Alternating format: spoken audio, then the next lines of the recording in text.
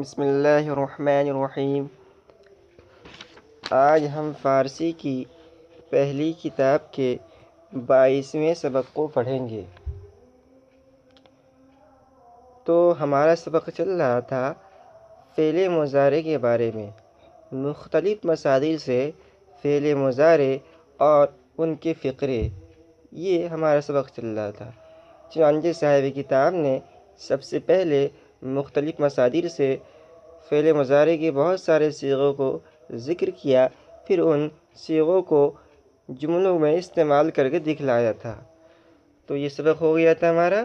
اب آج کا سبق ہے، صاحب کتاب نے فعل مضارع کی 6 صیغے آتے ہیں۔ جیسا کہ ہم نے بارہا بتایا کہ فارسی زبان میں عام طور پر جو صیغے آتے ہیں وہ 6 صیغے آتے ہیں۔ تو فعل مضارع کے بھی 6 صیغے آتے ہیں: واحد غائب، جمع غائب، واحد حاضر، جمع حاضر، واحد متکلم، جمع متکلم۔ صاحب کتاب نے یہاں ان 6 صیغوں کو ذکر کیا ہے اور پھر ان کو جملوں کے درمیان استعمال کر کے دکھلایا ہے۔ تو ہم سبق شروع کرتے ہیں۔ خاند، فعل مضارع واحد غائب، ترجمہ ہوگا وہ پڑھے یا وہ پڑھتا ہے۔ جیسا کہ ہم نے بتلایا ہے کہ فعل مضارع میں 2 ترجمہ ہوتا ہے، ایک حال کا، دوسرا استقبال کا۔ تو خانند کا ترجمہ ہوگا وہ پڑھے یا پڑھتا ہے۔ خانند، وہ سب پڑھیں یا وہ سب پڑھتے ہیں۔ خوانی، تو پڑھے یا تو پڑھتا ہے۔ واحد حاضر، خوانید، تم سب پڑھو یا تم سب پڑھتے ہو۔ خوانم، میں پڑھوں یا میں پڑھتا ہوں۔ خوانیم، ہم پڑھیں یا ہم سب پڑھتے ہیں۔ تو یہ 6 فعل مضارع کے 6 صیغے ہو گئے۔ اب ان 6 صیغوں کو جملوں میں اور فقروں میں استعمال کر کے صاحب کتاب دکھلا رہے ہیں۔ کہہ رہے ہیں احمد کلام اللہ بخاند۔ احمد ایک نام ہے، کلام اللہ یہ اللہ کی کلام مرکب اضافی ہے، مراد قرآن شریف۔ بخاند یہ فعل مضارع واحد غائب کا صیغہ ہے۔ احمد کلام اللہ بخاند، احمد اللہ کا کلام، خدا کا کلام پڑھتا ہے۔ اکنو ہمہ طفلا نماز بخانند، اکنو ابھی تک، اب تک، اب یہ ترجمہ ہوتا ہے اکنو کا۔ ہمہ تمام، طفلا طفل کی جمع ہے، بچے کے معنی میں آتا ہے۔ نماز بخانند یہ فعل مضارع کی جمع غائب کا صیغہ ہے۔ تو ترجمہ ہوگا اکنو ہمہ طفلا نماز بخانند، اب ہمہ طفلا تمام بچے یا تمام لڑکے نماز بخانند نماز پڑھتے ہیں۔ ما خط شما بخانیم، ما ہم لوگ، خط شما تم سب کا خط، بخانیم جمع متکلم اس کا، فعل مضارع سے خانیم جمع متکلم کا صیغہ ہے۔ ما خط شما بخانیم، کہہ رہے ہیں کہ ہم تمہارا خط پڑھتے ہیں۔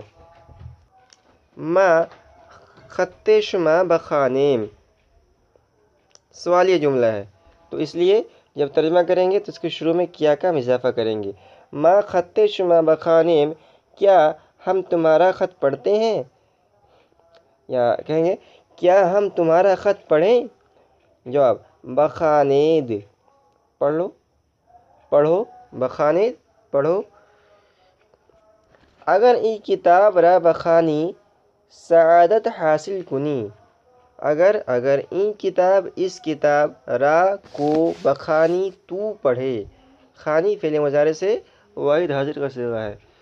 اگر این کتاب را بخانی، اگر تو این کتاب را اس کتاب کو بخانی پڑھے، سعادت حاصل کنی تو سعادت حاصل کرے، نیک بختی حاصل کرے۔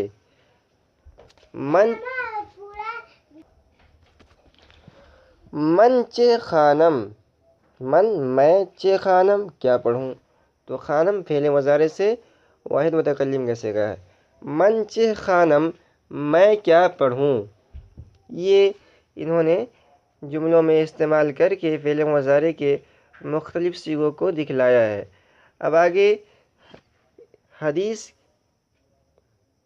پیش کر رہے ہیں، اور اس حدیث میں فارسی زبان کے اندر یہ حدیث ہے، یعنی حدیث کا ترجمہ فارسی زبان کے اندر کیا گیا ہے، اور اس میں فعل مضارع کے صیغوں کا استعمال ہوا ہے۔ کہہ رہے ہیں در حدیث است، حدیث میں ہے اگر پنج وقت نماز کنید، اگر 5 وقت کی نماز پڑھے، تو کنید یہ فعل مضارع کا صیغہ ہے۔ اگر 5 وقت نماز کنید، اگر 5 وقت کی نماز پڑھے، زکوٰۃ مال دہید، اور مال کی زکوٰۃ دے، روزہ ماہ رمضان دارید، اور رمضان مہینے کے روزے رکھے، زیارت خانہ کعبہ کنید، خانہ کعبہ کی زیارت کر لے، داخل بہشت شوید، تو جنت میں داخل ہوئے۔ تو دیکھیے اس حدیث کے اندر لفظ کنید، لفظ دہید، لفظ دارید، لفظ کنید، لفظ شوید، یہ کل 5 فعل مضارع کے صیغے ہیں۔ یہ پانچوں کے 5 فعل مضارع کے صیغے ہیں۔ آگے ہے ایک دوسری حدیث ہے، رسول علیہ السلام فرمودہ است، رسول علیہ السلام، رسول پیغمبر کو کہتے ہیں، رسول علیہ السلام فرمودہ است، پیغمبر علیہ السلام نے فرمودہ است فرمایا ہے، مالے کی زکوٰۃ آنہ دہند، مالے جو مال،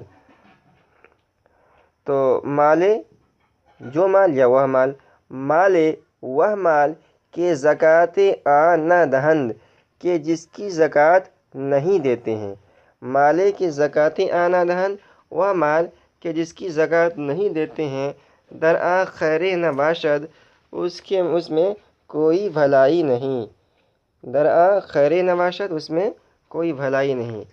تو ہمارا آج کا سبق یہاں پورا ہوا۔